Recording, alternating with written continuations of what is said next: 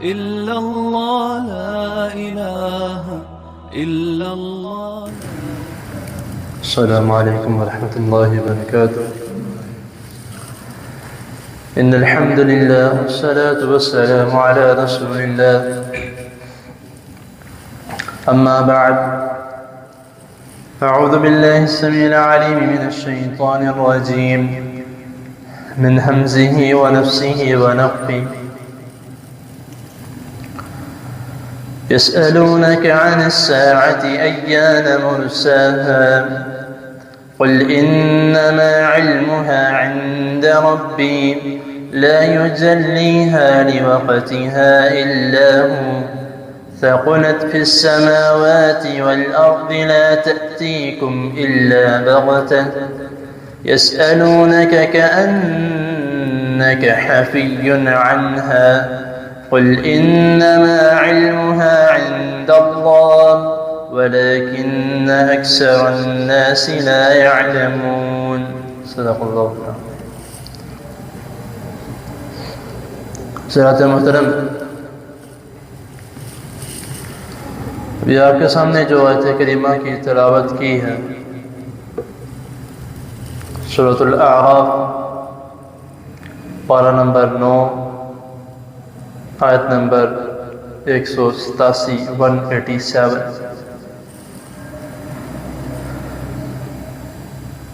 اس آیت کریمہ کا ترجمہ کرنے سے پہلے اس کا تھوڑا سا مفہوم میں آپ کے سامنے بیان کرتا ہوں. ترجمہ انشاءاللہ تعالی امید ہے کہ آپ میں سے بہت سے لوگوں کو یہ پہلے آتا ہوگا، کیونکہ آیت کافی دروس میں خطبہ میں پڑھی جاتی ہے، اور ایک ایسی آیت ہے جس کے متعلق ہر دوسرا بندہ کسی نہ کسی سے سوال کر رہا ہوتا ہے، یا تو مذاق اڑا رہا ہوتا ہے یا سوال کر رہا ہوتا ہے. وہ کس وجہ سے؟ کیونکہ ہمارے معاشرے میں یہ ایک جملہ عام ہے جو قیامت آئے گی تو دیکھی جائے گی. آپ نے اکثر سنا ہوگا دکانوں میں، مارکیٹوں میں، بازاروں میں کوئی بندہ 2 نمبری کر رہا ہونا تو اسے کہو کہ بھائی تم نے حساب نہیں دینا، کہتا جب آئے گی دیکھی جائے گی. تو یہ ایک حساب سے مذاق اڑانا قیامت کا حساب کتاب کا. اور دوسرا میں نے کہا کہ سوال بھی کیا جاتا ہے. تو کئی لوگ اس طرح کے بھی ہیں جو یہ پوچھتے ہیں کہ یار اللہ تعالیٰ نے جو جو نشانیاں قیامت کی بتائی تھیں وہ آہستہ آہستہ پوری ہوتی جا رہی ہیں، قیامت کا کیا منظر ہوگا یا کب تک آئے گی؟ آپس میں ہم ایک دوسرے سے سوال جواب کرتے ہیں. یہی سوال جو آج ہم کرتے ہیں 1400 سال یا 1450 سال پہلے صحابہ کرام رضی اللہ تعالی عنہم رسول اللہ صلی اللہ علیہ وسلم سے بھی کیا کرتے ہیں. اور جب رسول اللہ صلی اللہ علیہ وسلم نے اسلام کا پھیلانا شروع کیا تو تب یہی سوال جو مشرکین تھے وہ بھی پوچھا کرتے تھے. قیامت کی بڑی بڑی باتیں کرتے ہو، قیامت کب آئے گی؟ کوئی اس کا بتاؤ کیا اس کا منظر ہوگا؟ نہیں، کچھ بھی نہیں ہوگا. جو انسان جس طرح ہے اس نے فوت ہو جانا ہے، اس کے بعد اس کا کوئی حساب کتاب نہیں ہوگا. یہ مشرکات کرتے. تو آج ہمارا بھی ایک یہی نظریہ بن چکا ہے کہ ہم نے جو کچھ کرنا ہے وہ اس دنیا میں کرنا ہے، آگے جا کے ہمارا کوئی حساب کتاب نہیں ہوگا. تو جو کچھ ہے بس سمیٹ لوں، میں رکھ لوں، سب کچھ کر. حدیث کے الفاظ ہیں بخاری کے حدیث نمبر 7062 میں. نبی کریم صلی اللہ علیہ وسلم فرماتے ہیں کہ قیامت آنے سے پہلے جہالت عام ہو جائے گی، علم اٹھا لیا جائے گا. اب بہت سے لوگ ایسے ہیں جو اس کا الٹ مطلب نکال لیتے ہیں، لیکن میرے حساب سے جو میں نے اس حدیث کو تہ تک سمجھنے کی کوشش کی ہے اس کے 2 مطلب نکلتے ہیں. ایک مطلب یہ ہے علم اٹھانے سے کہ جو عالم دین ہے، عالم دین سے مراد جو علم سیکھتے ہیں، سکھاتے ہیں اور اس پر عمل کرتے ہیں، وہ اٹھا لیے جائیں گے، اللہ تعالیٰ ان کو اپنے پاس بلا لیں گے۔ دوسرا مطلب یہ ہے کہ علم ہوگا لیکن علم سیکھنے والا کوئی نہیں ہوگا۔ اب یہ دونوں اعمال یا دونوں کام جو میں آپ کے سامنے جس کا میں نے ترجمہ کیا ہے، دونوں آپ کے سامنے روز ایک ایک کر کے، دو دو کر کے آپ کے سامنے ہر چیز کا جو ثبوت ہے وہ آ رہا ہے۔ کس طرح؟ آپ اپنی آنکھوں سے دیکھ لیں، اس مہینے میں یا اس سال میں جو یہ سال گزرا ہے 2022 کا، کتنے علماء کے آپ نے یہ اعلان سنے ہوں گے، فلاں عالم، فلاں شہر کے عالم جو کہ قضاء الہی سے وفات پا گئے، فلاں شہر کے عالم 5 وقت کے نمازی باعمل، اللہ تعالیٰ کو پیارے ہو گئے۔ تو آپ کے سامنے نشانی پوری ہو رہی ہے۔ اور دوسرا جو میں نے ترجمہ کیا کہ علم ہوگا لیکن علم سیکھنے والے نہیں ہوں گے، وہ بھی آپ کے سامنے۔ کس طرح؟ بازار پاؤں رکھنے کی جگہ نہیں، ایک لفظ استعمال کیا جاتا ہے کہ بندے پہ بندہ چڑھا ہوا ہے، وہ والا حساب۔ آپ جا کے دیکھ لیں بازاروں میں کیا حال ہے، عورتوں کو اپنے پردے کی فکر نہیں، مردوں کو اپنے پردے کی فکر نہیں۔ پردہ تو دونوں کے لیے ہے نا، یہ نہیں کہ صرف عورت کے لیے، پردہ دونوں کے لیے، دونوں کی فکر نہیں، آپس میں جڑ رہے ہیں، آپس میں ایک دوسرے کا پتہ نہیں کیا کیا ہو رہا ہے، کچھ سمجھ نہیں لگتا۔ لیکن جب مسجد کی بات کی جائے کوئی نہیں آتا، جب تھوڑی دیر بیٹھنے کے لیے کہا جائے کہ بیٹھ جاؤ، درس ہونے لگا ہے، تھوڑی دیر اللہ رسول صلی اللہ علیہ وسلم کی بات سن لو، اللہ اور اس کے رسول صلی اللہ علیہ وسلم کی بات سن لو، کوئی نہیں بیٹھتا۔ مجھے کام ہے، مجھے گھر سے فون آ گیا، دکان سے فون آ گیا، لڑکا آ گیا، یہ ہو گیا، گاہک آ گیا، کوئی بھی نہیں بیٹھتا۔ یہاں تک کہ خطبہ جمعہ اتنی زیادہ فضیلت ہے، خطبہ جمعہ کی اتنی زیادہ فضیلت ہے کہ اللہ تعالیٰ نے چھوٹے چھوٹے اعمال، چھوٹے چھوٹے خطبہ جمعے والے دن چھوٹے چھوٹے، پہلے آنے پہ اونٹ کی قربانی۔ اب اونٹ کتنے کا ہے؟ کم سے کم 5 6 4 5 6، اس سے زیادہ سستا نہیں، چھوٹا سے چھوٹا بھی 4 5 لاکھ کا اونٹ بڑی مشکل ہو جاتی ہے۔ لیکن پہلے آنے پہ کیا؟ اونٹ کی قربانی کا ثواب۔ کتنی دیر پہلے آنا ہے کہ جو دوسری اذان، جس کو ہم دوسری کہتے ہیں، بظاہر اذان تو وہ ہے جو خطیب ہیں وہ آ کے اپنے کرسی پر بیٹھتے ہیں خطبہ دینے کے لیے، تو اس سے پہلے یعنی کہ اذان سے پہلے آنے کا آ کے بیٹھتا ہے، نفل و نوافل ادا کرتا ہے، ذکر و اذکار کرتا ہے۔ کتنا ثواب؟ اونٹ کا، گائے کا، بکرے کا، مرغی کا، انڈے کا، بعد رجسٹر کا۔ تو لیکن یہ میں ثواب کے بارے میں کہہ رہا ہوں۔ پھر ایک شخص جمعہ پڑھتا ہے، جمعے سے لے کر اگلا جمعہ بھی پڑھتا ہے، بیچ والے جتنے گناہ صغیرہ معاف۔ اتنا اللہ تعالیٰ نے ہمارے لیے یعنی کہ پیکج رکھا ہے، لیکن ہم کوشش نہیں کرتے۔ تو یہ ایک مطلب جو ہے کہ علم ہے، لیکن اب آ کس ٹائم رہی ہے؟ جمعے کی نماز کا ٹائم ہونے لگا ہے، خطیب صاحب نیچے اترنے لگے ہیں، اب لوگ آ رہے ہیں نماز پڑھنے کے لیے۔ وہ آپ کو جمعے کی نماز تو مل جائے گی لیکن جمعے کا ثواب نہیں ملے گا۔ تو یہ ہمارا حساب ہوگا کہ کیوں نہیں بھائی جاتے ہی؟ خطبہ آپ شروع ہونے لگا، خطبے سننا کیوں نہیں جاتے؟ یار مولوی صاحب کیا سنیں گے جا کے، وہ سنا ہوا جو کچھ بھی ہے۔ یہ ہمارا حساب۔ اس کا مطلب کہ جہلیت، اب آپ دیکھ لے یہ ہم میں لڑائی جھگڑے فتنہ فساد کس وجہ سے پڑا؟ اسی وجہ سے پڑا کہ علم ہے لیکن علم ہونے کے باوجود ہم علم حاصل نہیں کرتے۔ سب کچھ ہمارے پاس موجود ہے لیکن ہونے کے باوجود ہم اس کی قدر نہیں کرتے۔ تو ایک اور حدیث میں قیامت کے جو کچھ آثار جو بتائے گئے،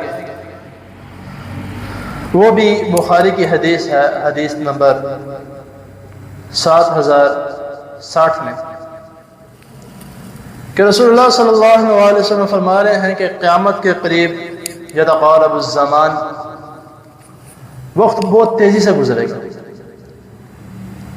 اتنی تیزی سے گزرے گا کہ ایسے لگے گا جیسے ایک سال ایک مہینے کی طرح، ایک مہینہ ایک ہفتے کی طرح، ایک ہفتہ ایک دن کی طرح، اور ایک دن ایسے جیسے کچھ لمحوں کی طرح۔ اب آپ دیکھ لیں گرمی، اب ہم کہتے ہیں کہ گرمیوں کے دن جو ہیں وہ تھوڑے بڑے ہوتے ہیں تو پتہ نہیں لگتا، لیکن ان کا بھی کوئی پتہ نہیں لگتا. سردیوں کے دن چھوٹے ہوتے ہیں تو جلدی گزر جاتے ہیں، گرمیوں کے دن بڑے ہوتے ہیں ذرا تھوڑا ٹائم، لیکن اس کا بھی پتہ نہیں لگتا. اب یہ رمضان گزرا ہے، آج کیا ہے؟ جمادی الاول شروع ہو گیا، 3 مہینے 4 مہینے باقی رہ گئے، دوبارہ رمضان آنا ہے. سال کا پتہ لگا کدھر گیا سال؟ ابھی کسی کو یہ بتایا جائے کہ بھائی یہ بس یہ جو ہے قیامت قریب آ رہی ہے، نشانیاں تقریباً 99% نشانیاں جو ہیں چھوٹی نشانیاں وہ پوری ہو چکی ہیں 99%. اب وہ آگے سے ان کا جواب سننے والا ہوتا ہے تو بھائی کوئی نہیں، ابھی چھوٹی ہوئی ہیں، بڑی ابھی پڑھی ہیں، دجال نے آنا، حضرت عیسیٰ نے آنا، امام مہدی کا دور ہونا، سب کچھ اب مجھے کرو. یہ عام آدمیوں کا صرف کہنا نہیں ہے، یہاں تک کہ اللہ تعالیٰ ایسے معذرت کے ساتھ علماء کو بھی ہدایت ہے جو یہ الفاظ بولتے ہیں اپنے دروس میں، اپنے خطابت میں، کوئی الفاظ بولتے ہیں کہ ابھی تو بڑی نشانیاں پڑی ہیں، ابھی چھوٹی نشانیاں، بڑی نشانیاں بھی تو بہت پڑی ہیں، جو کر سکتے ہو کر لو. یہ اس کا ہمیں خیال کرنا چاہیے.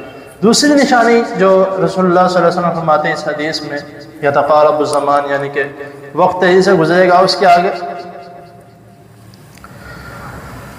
کہ لوگ لالچ میں پڑ جائیں گے. لالچ کس چیز کی ہے؟ مال کی. لالچ کس چیز کی ہے؟ صرف اور صرف میرے پاس اچھی چیز ہو، کپڑا میرے پاس اچھا ہو، گاڑی میرے پاس اچھی ہو، موبائل میرے پاس اچھا ہو، میرے پاس ہی ہو، جو کچھ ہو کسی اور کے پاس نہ ہو. یہ آپ کے سامنے آج ہمارے معاشرے میں کیا چل رہا ہے؟ کسی اور سے چھین کے کھا لینا گوارا ہم کرتے ہیں کہ بس اس کے پاس نہ ہو، میرے پاس ہو.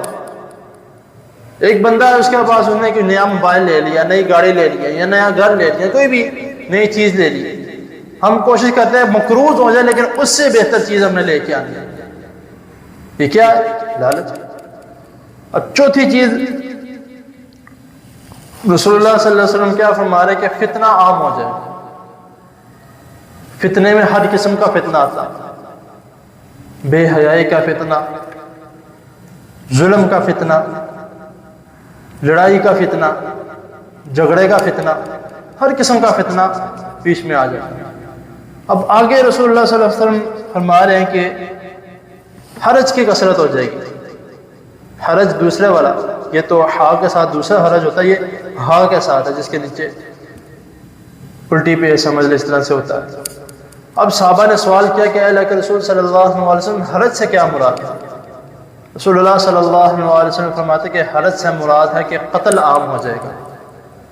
اب وہ بھی آپ دیکھ لیں چھوٹی چھوٹی بات. اب یہ پیچھے میرے خیال سے 3-4 دن پہلے والی فیکٹری کا ایک آدمی تھا، اس کا بیٹا یعنی کہ ان کو گھر میں کام ہو رہا تھا، اس کا مستری مزدور لگے تھے، دیوار بنا رہے تھے، تو انہوں نے ہمسایوں کی دیوار میں نا ایک چھوٹا سا سمجھ لے کے آدھی اینٹ کے برابر سوراخ کیا کہ ہم نے وہ لگاتے ہیں، کیا کہتے ہیں اس کو، گول لگاتے ہیں، لکڑی کے بانس لگاتے ہیں کہ ہم نے لینٹر ڈالنا ہے، تو بس یہ ایک آدھی اینٹ کے برابر. کتنی ہوتی ہے آدھی اینٹ؟ اتنی ہوتی ہے، اس کا آدھا کر دو اتنا، باقی سر آ جاتا. آدھی اینٹ کے برابر انہوں نے سوراخ کیا کہ ہم نے اس طرح بانس کا پیس ڈالنا ہے لینٹر ڈالنے کے لیے. تو بس اب وہ گھر والے باہر نکلے، باہر نکل کے دروازہ کھڑکایا، لڑکے کو باہر بلایا کہ کیوں کر رہے ہو، ہماری کیوں سوراخ کیا؟ اب اس نے آگے جو بھی کہا کہ ہم نے اسے لینٹر ڈالنا ہے، کہ نہیں کرنا، بند کر دو اسے. اب انہوں نے بات نہیں مانی ہے، جو بھی پسٹل نکالی، 3 گولیاں ماری بچہ وہاں پہ. کتنے سال کا لڑکا تھا؟ 18 سال، 17-18 سال کا. کیا وجہ ہے؟ صرف اور صرف وہ ایک اتنے سے سوراخ کی وجہ سے.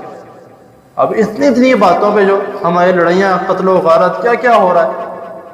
یہاں تک کہ چلو ہمسایوں کا ایک باب ایک الگ ہے، ایک موضوع ایک الگ ہے، لیکن ہمسایوں کے متعلق رسول اللہ صلی اللہ علیہ وسلم نے ایسا کہا ہے کہ اگر وہ تمہاری دیوار میں کیل بھی ٹھوک دے تو مجھ سے نہیں پوچھ سکتے. لیکن ہم چھوٹی چھوٹی باتوں پہ آپس میں لڑائی جھگڑا ہو گیا، یہاں تک کہ بچوں میں لڑائی جھگڑا ہوتا ہے، ہمسائے آپس میں لڑ پڑتے ہیں، رشتہ دار آپس میں لڑ پڑتے ہیں، ایک دوسرے کو مار دیتے ہیں، اور بچے ابھی بھی جا کے کھیل رہے ہیں جا کے باہر. چھوٹی چھوٹی باتوں میں، وراثت کے معاملوں میں، یا ایک پیسے لے گیا، پیسے دیے نہیں، اس کو قتل کر دیا. یہ جو قیامت کی نشانیاں ہیں دن بدن بالکل ہمارے قریب آتی جا رہی، لیکن ہم فکر، کوئی ٹینشن نہیں ہمیں کہ ٹھیک ہے جا رہی ہے جو بھی. تو اب یہ جو آیت میں نے آپ کے سامنے تلاوت کیا، اسی کا مطلب یہ ہے، یسألونک عن الساعة ایان مرساها، کہ یہ لوگ آپ سے قیامت کے متعلق سوال کرتے ہیں کہ قیامت کب آئے گی. تو اللہ تعالیٰ فرما رہے ہیں کہ رسول اللہ صلی اللہ علیہ وسلم کو کہ قل انما علمها عند ربی، کہ ان کو کہہ دیجئے کہ اس کا علم میرے رب کو ہے، مجھے نہیں اس کا علم کہ کب آئے گی. اس کا علم کس کو ہے؟ اللہ تعالیٰ، کہ قیامت کب آئے گی. لا یجلیها لوقتها الا، کہ جب اس کا وقت مقرر کیا گیا آ جائے گی، اس وقت پہ یہ آ جائے گی. دن کا ہمیں پتہ ہے جمعہ، لیکن کون سا جمعہ ہے کسی کو پتہ نہیں پتہ. ہم یہ انتظار کر رہے ہیں کہ نشانیاں مکمل ہوگی تو قیامت آئے، لیکن ہم یہ بھی نہیں ڈیسائیڈ کر سکتے کہ نشانیاں مکمل ہوں گی تو آئے گی. اس کا بھی ذرا تھوڑا ہمیں اپنے تصور میں لانا چاہیے. پھر اللہ تعالیٰ کیا فرما رہے ہیں کہ ان کو یہ بھی بتا دو ثقلت فی السماوات والارض، کہ زمین اور آسمان تو بہت بھاری ہوگی، برداشت نہیں کر سکیں گے. زمین پھٹ جائے گی، آسمان ختم، پہاڑ ایسا ہو جائیں گے، سب کچھ سمجھنے لگے کیا ہو رہا ہے. لیکن ہم ٹس سے مس نہیں ہو رہے کہ دیکھی جائے گی جب آئے گی، کوئی پتہ نہیں، دیکھ لیں گے تب فلاں پیر صاحب میرا ہاتھ پکڑ کے جنت میں لے جائیں گے، وہ میری سفارش کریں گے.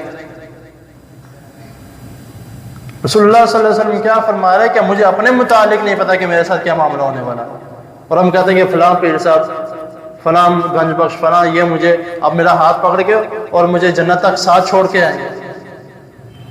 وہ ان کا نہیں پتا، اللہ کیا پتا، اللہ تعالیٰ ان کو سب سے پہلے پکڑ کے جنت میں ڈال دے. پھر تو یہ کسی اور پر اپنی توقع رکھنا یہ چھوڑ دے. جب رسول اللہ صلی اللہ علیہ وسلم اپنے متعلق نہیں کوئی گارنٹی لے رہے، جبکہ آپ صلی اللہ علیہ وسلم نے اپنی زبان مبارک سے کتنی مرتبہ اپنی یہ باتیں بتائیں آپ نے کہ میں مقام محمود پر جاؤں گا، اللہ تعالیٰ مجھے سجدے کی توفیق دیں گے. پھر کچھ الفاظ بتائیں گے، وہ میں تب ہی وہ مجھے بتائے جائیں گے اور میں ان سے اللہ تعالیٰ کے سامنے سواری. لیکن پھر بھی رسول اللہ صلی اللہ علیہ وسلم کیا فرما رہے ہیں کہ مجھے اپنے معاملے میں نہیں پتا. تو یہ قیامت کا جو معاملہ ہے، اس کے بعد اللہ تعالیٰ کیا فرمایا کہ لا تأتیکم الا بغتہ. جو میں نے کہا نا کہ ہم ڈیسائیڈ کرتے ہیں کہ نشانیاں پوری ہوں گی، تو پھر لا تأتیکم الا بغتہ، اس کا جواب آ گیا کہ اچانک آ جائے گی، پتہ نہیں لگے گا. ابھی میں نے قرآن جیت کیا، پہلے تو میں نے بولا تھا لیکن اب قرآن جیت کیا ہے، لا تأتیکم الا بغتہ، کہ اچانک آئے گی، کسی کو کوئی پتہ نہیں. یسألونک کأنک حفی عنہا، جس طرح آج ہمارا یہ بن چکا ہے نا کہ رسول اللہ صلی اللہ علیہ وسلم ہر چیز کا علم رکھتے تھے، ہر چیز کے بارے میں آپ صلی اللہ علیہ وسلم کو پتا تھا کیا ہونے والا ہے، کیا نہیں ہونے والا، آپ کے پیچھے کیا گزرا، آپ کے آگے کیا ہونے والا ہے. تو ادھر اس کی بھی نفی ہو رہی ہے. یسألونک کأنک حفی عنہا، وہ آپ سے اس لیے سوال کرتے تھے کہ ان کو لگتا تھا کہ آپ اس کے بارے میں جانچ کر کے بیٹھے ہوئے ہیں، اس کے بارے میں آپ کو پتہ ہے کہ کب آنے والی ہے. لیکن پھر بھی اللہ تعالیٰ کیا فرما رہے دوبارہ، قل انما علمها عند اللہ، کہ ان کو کہہ دیجئے کہ اس کے متعلق میرے اللہ کو پتا ہے، مجھے نہیں پتا. ولکن اکثر الناس لا يعلمون. اللہ اکبر. اور پھر اللہ تعالیٰ کیا فرما رہے کہ ان میں سے اکثر لوگ ایسے ہیں جو اس بات کو نہیں جانتے.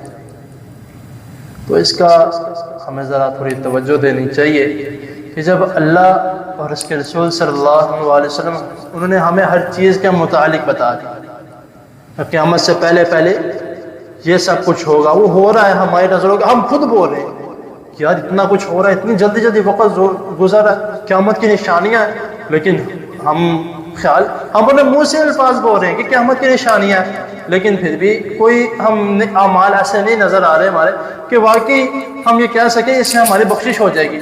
ہم کہتے ہیں کہ دن میں 3 مرتبہ نماز پڑھ لی وہ کافی ہے یار، کوئی بات نہیں، 3 سے بھی اللہ تعالیٰ معاف نہیں کریں گے۔ یہ ہماری سب سے زیادہ نمازیں کون سی گزرتی ہیں؟ فجر کی اور عشاء کی۔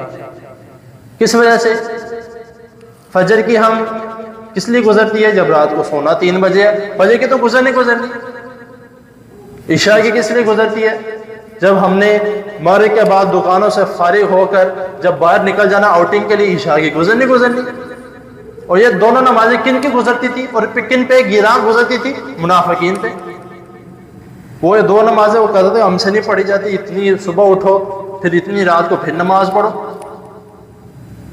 تو یہ ہمارا بھی معذرت کے ساتھ یہ ہمارا معاملہ بن رہا ہے، تو ہمیں کوشش کرنی چاہیے کہ جتنا ہو سکے ابھی بھی میں یہ کہوں گا کہ اگر ہمارے جسم میں جان ہے، ہم یہ کہتے ہیں یہ جو الفاظ استعمال لا تأتیکم الا بغتہ، اچانک آ جائے گی، اچانک سے مراد موت بھی ہے۔ جو شخص فوت ہو گیا اس کے تو قیامت شروع ہو گئی، جو اس دنیا سے چلا گیا اس کے تو آگے سوال جواب شروع ہو گئے، کیونکہ اس کے تو نہ وہ بخشش کروا سکتا ہے، نہ نماز پڑھ سکتا ہے، نہ روزے آنے پر روزے رکھ سکتا ہے، نہ جمعے سے جمعے تک نمازیں پڑھ کے، نہ جمعے کی نماز پڑھ انہیں بخشش کروانے کا اس کا ذریعہ ختم ہو گیا۔ تو یہ اس کا بھی ایک معنی لیا جا سکتا ہے لا تأتیکم الا بغتہ، کہ وہ اچانک آ جائے گی۔ تو موت بھی پتہ لگتا ہے؟ نہیں پتہ لگتا، اچانک آ جاتی ہے، سوال جواب شروع، قیامت کا منظر شروع۔ تو اسی لیے جو ہے وہ ہمیں خیال کرنا چاہیے کہ اللہ تعالیٰ نے اور اللہ کے رسول صلی اللہ علیہ وسلم نے ہمیں ہر چیز کا طور بتایا کہ قیامت سے پہلے جو ہو رہا ہے ہمارے سامنے، تو بہتر یہ ان سب کو دیکھ کر مد نظر رکھتے ہوئے اپنی بخشش کا جو ذریعہ ہے وہ جلدی سے جلدی اپنا لیا جائے۔ ابھی جسم میں جان ہے، شکر الحمدللہ، عشاء کی نماز آئے گی، عشاء کی نماز پڑھیں، اور یہ سمجھے کہ کیا پتہ میری اگلی نماز آتی ہے کیا۔ تو اس کو ہر ایک نماز کو ایسے سمجھے کہ یہ آخری نماز ہے، اور جیسے ہی ہم یہ سمجھیں گے ہماری یہ توجہ ہوگی، ہمارے یہ ذہن ہوگا کہ ہماری آخری نماز ہے، اس نماز کا جو مزہ ہے وہ باقی نمازوں کا نہیں ہے۔ تو کیونکہ اس میں دعا پڑھنا، اس میں اللہ تعالیٰ سے ہم کلام ہونا وہ اس طرح سے ہوگا کہ اللہ بس مجھے معاف کر دے، جو میں نے کیا، جو پیچھے گزر گیا مجھے معاف کر دے۔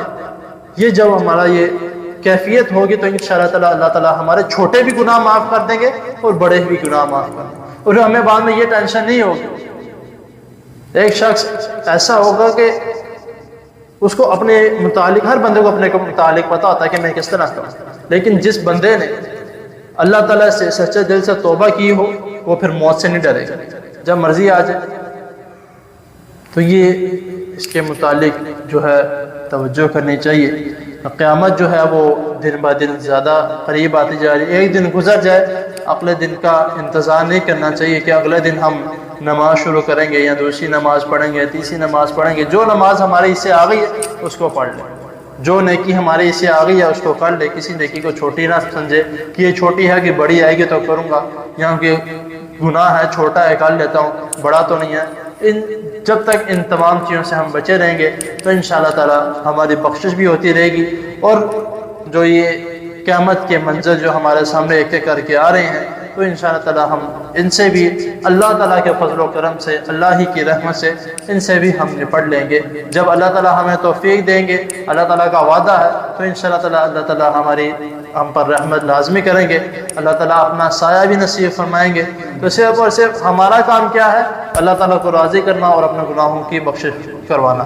اللہ تعالیٰ کی حضور دعا ہے اللہ تعالیٰ ہمیں جو سنا اس کو سمجھنے کے، اس پر عمل کرنے کی توفیق عطا فرمائے۔